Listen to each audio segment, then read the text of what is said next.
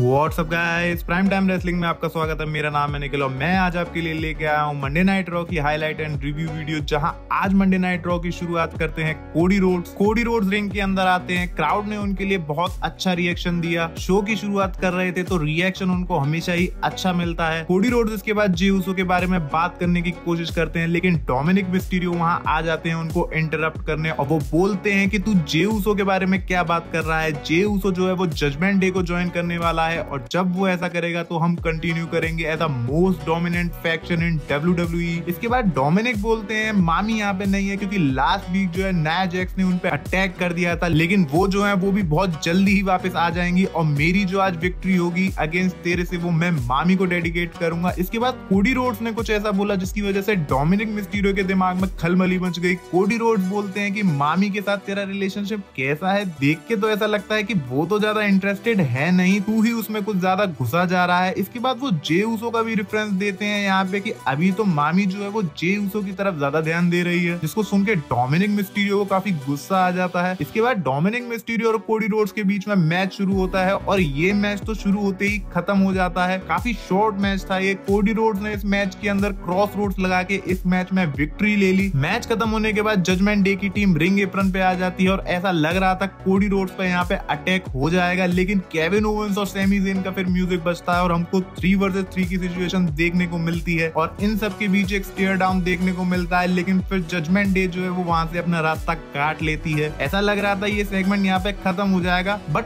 आगे हमें देखने को मिलता है कि केविन ओवेंस जो है वो कोडी रोड्स को रोकते हैं कि भाई रुक जा, मुझको तुझसे कुछ बात करनी है कि जे उसो को जो तू मंडे नाइट रॉ पे लेके आया है, तुझको ये क्या सही डिसीजन लगता है। और वो इस तरीके से सवाल पूछते हैं कोडी रोड्स से कि तुझको ऐसा बिल्कुल भी नहीं करना चाहिए था, बट कोडी रोड्स जो है वो जवाब देते हुए बोलते हैं केविन ओवेंस से कि भाई ये मेरा काम है लोगों को खुश करना। और वो पूछते हैं क्राउड से जे उसो के मंडे नाइट रॉ पे आने से क्या WWE फैंस खुश हैं, तो क्राउड जो है वहां पे यस के चेंट्स लगाने लग जाता है। कोडी रोड्स फिर बोलते हैं कि मुझको भी कई सारे सेकंड चांस दिए गए हैं पहले भी, और जे उसो भी एक ऐसा बंदा है जो कि सेकंड चांस डिजर्व करता है क्योंकि वो है बेस्ट इन द वर्ल्ड। वैसे जब कोडी रोड्स ने ये बोला तो मेरे तो बिल्कुल कान खड़े हो गए और मैं ये सोचने लगा कहीं कोडी रोड्स ये बोल के सीएम पंक को टीज तो नहीं कर रहे हैं, क्योंकि हम सब जानते हैं कि WWE के अंदर बेस्ट इन द वर्ल्ड तो सिर्फ एक ही शख्स है जो कि सेकंड चांस डिजर्व करता है और वो है हमारे सीएम पंक। और सीएम पंक की वापसी के भी कई सारे रूमर्स चल रहे हैं जब से उनको AEW से फाइट किया गया है, तो कहीं ये चीज सीएम पंक से जाके कनेक्टेड तो नहीं है। वैसे WWE ऐसा कई बार करती है, पहले से फैंस को छोटे छोटे ईस्टर एग्स देती रहती है अगर उन्होंने पहले से कोई सरप्राइज प्लान कर रखा होता है। मैं कहां सीएम पंक की स्पेकुलेशन में चला गया, वापस रॉ के रिव्यू पे आते हैं। इसके बाद सैमी ज़ेन इस कन्वर्सेशन के बीच में आ जाते हैं और वो बताते हैं केविन ओवेंस को कि भाई देख, शायद मैं जल्दी ट्रस्ट कर लेता हूँ लोगों के ऊपर, लेकिन तुझको थोड़ा सा टाइम लगता है और मैं ये बात समझता भी हूँ, लेकिन हमें जे उसो को एक मौका देना चाहिए जैसा कि हम दोनों ने एक दूसरे को दिया था। बट इसके बाद केविन ओवेंस ने जो लताड़ लगाई है कोडी रोड्स और सैमी ज़ेन की, वो बोलते हैं कि अच्छा, मुझे लगता है कि तुम दोनों ऐसा कहना चाहते हो कि जे उसो तो रीजन है ही नहीं कि जिस वजह से सैमी ज़ेन तू एलिमिनेशन चैम्बर में नहीं जीता अगेंस्ट रोमन रेंस और कोडी रोड्स तू रेसलमेनिया में चैंपियन नहीं बन पाया और मैं जिसको 4-5 बार मौका मिला चैंपियनशिप के लिए, लेकिन जे उसो की वजह से मैं एक भी बार जीत नहीं पाया। और अगर शायद जे उसो उस समय वहां नहीं होता तो क्या पता मैं चैंपियनशिप जीत सकता था। चलो तुम कह रहे हो कि ऐसा मानना है तो मैं मान लेता हूँ कि तुम दोनों सही बोल रहे हो और मैं तुम दोनों के ऊपर ट्रस्ट भी करता हूँ और मैं होप करता हूँ तुम दोनों एकदम राइट हो। आज जो WWE ने स्टोरी टेलिंग दिखाई है इस सेगमेंट के अंदर, मानना पड़ेगा क्रिएटिव टीम को। हमको कितने सारे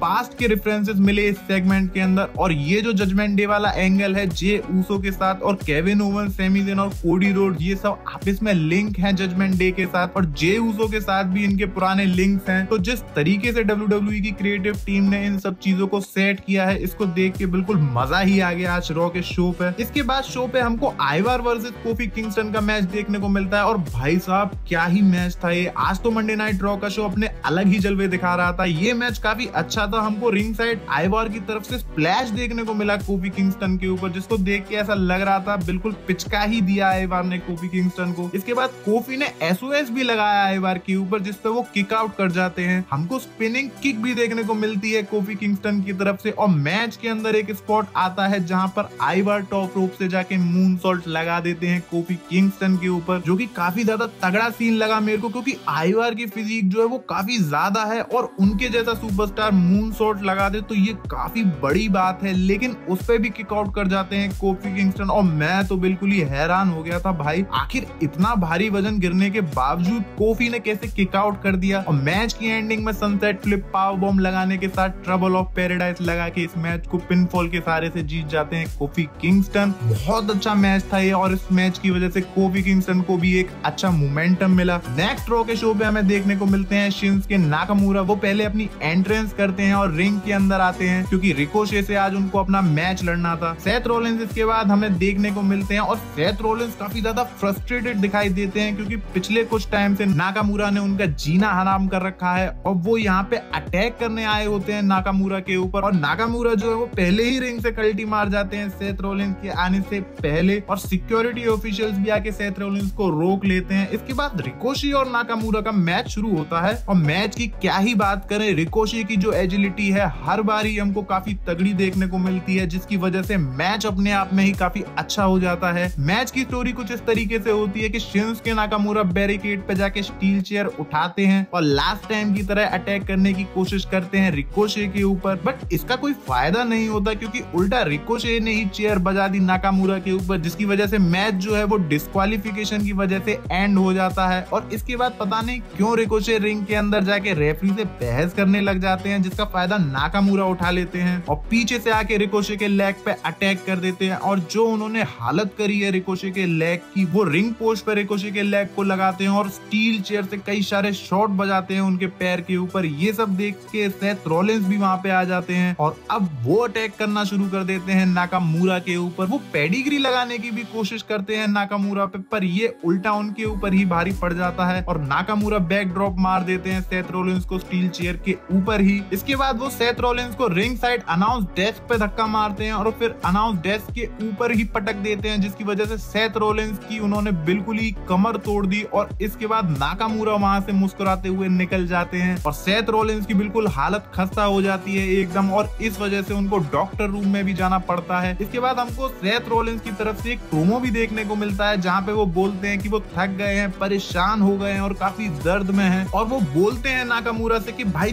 तू बता डेट और टाइम कहाँ तू मुझसे लड़ना चाहता है और मैच की स्टिपुलेशन भी तू ही सेट कर। और इस तरीके से वो मैसेज दे देते हैं शिंसुके नाकामुरा को। अब देखते हैं आगे नाकामुरा का क्या रिएक्शन आता है इस चीज के लिए और हमको इनकी फ्यूड में क्या नया देखने को मिलता है। वैसे मैं तो काफी ज्यादा खुश हूँ नाकामुरा के इस हील कैरेक्टर को देख के। आगे शो के ऊपर आता है women's tag team match, Piper Niven and Chelsea Green versus Shayna Baszler and Zoey Stark का। और ये क्या ही मैच था। इस मैच की मेन हाईलाइट था नाया जैक्स का अटैक और इस मैच के बीच में आके नाया जैक्स ने इन चारों सुपरस्टार को बुरी तरह से तोड़ दिया और इन सब में से कोई भी कुछ नहीं कर पाया। लास्ट वीक भी नाया जैक ने ऐसे ही अटैक कर दिया था रिया रिप्ली और रकेल रॉड्रिगस के ऊपर और WWE इस टाइम जो है वो नाया जैक्स को एकदम खतरनाक दिखाने की कोशिश कर रही है मंडे नाइट रॉ के ऊपर। मेरे को तो नाया जैक्स बिल्कुल भी पसंद नहीं है और उनका इन रिंग वर्क भी एकदम बकवास है और वैसे भी वुमेन्स डिवीजन के अंदर हमको कुछ ज्यादा खास देखने को मिल नहीं रहा है रिया रिप्ली के अलावा। तो देखते हैं कैसे WWE आगे बुकिंग सेट करती है वुमेन्स डिवीजन की, जिस वजह से फैंस को भी इंटरेस्ट आए ये सब देखने में। बैक स्टेज से हमको जे उसो का एक सेगमेंट देखने को मिलता है जहाँ पे वो इंटरव्यू दे रहे होते हैं, बट वहाँ पे डेमियन प्रीस्ट आ जाते हैं और वो जे उसो को बोलते हैं कि तुम जजमेंट डे के अंदर आ जाओ और शायद जजमेंट डे के अंदर आके तुमको यहाँ पे वो फैमिली मिल जाए जिसकी तुम्हें इतने लंबे समय से तलाश है और आज शाम तक इस बात का आंसर तुम हमको दे दो। तो काफी ज्यादा हाइप क्रिएट की जा रही थी जे उसो के डिसीजन से रिलेटेड कि क्या होगा उनका आंसर। हमको एक और चीज बैक स्टेज से देखने को मिलती है जहाँ पे केविन ओवेंस, जे उसो और सैमी ज़ेन तीनों होते हैं और जे उसो बोलते हैं केविन ओवेंस से कि जो कुछ तूने आज बोला ना वो मेरे सामने बोल। और केविन ओवेंस उनको जवाब देते हैं कि तुझे क्या लगता है मैं तुझको मुंह पे जवाब नहीं दे सकता। ये दोनों आपस में बहस करने लगते हैं और सैमी ज़ेन इन दोनों को थोड़ा ठंडा करने की कोशिश करते हैं और वो कहते हैं जे उसो को कि जो भी तुम आज डिसीजन लेने वाले हो उसके लिए तुमको गुड लक। और इस तरीके से आज हाइप क्रिएट की जा रही थी जे उसो से रिलेटेड। इसके बाद हमको देखने को मिलता है चैट गेबल और ब्रॉन्सन रीड का मैच और इस मैच के अंदर चैट गेबल को काफी अच्छा रिएक्शन मिल रहा था क्राउड की तरफ से और स्टार्टिंग से ही इस मैच के अंदर ब्रॉन्सन रीड जो है वो काफी भारी बढ़ रहे थे चैट गेबल के ऊपर। काफी सारे हैवी मूव्स भी लगाते हैं ब्रॉन्सन रीड इस मैच के अंदर। चैट गेबल जो है वो अपनी केओस थ्योरी सुप्लेक्स लगाने की भी कोशिश करते हैं ब्रॉन्सन रीड के ऊपर, बट वो इसमें कामयाब नहीं हो पाते हैं। मैच के अंदर टॉप रोप से सुनामी स्प्लैश मारा ब्रॉन्सन रीड ने चैट गेबल के ऊपर और उन्होंने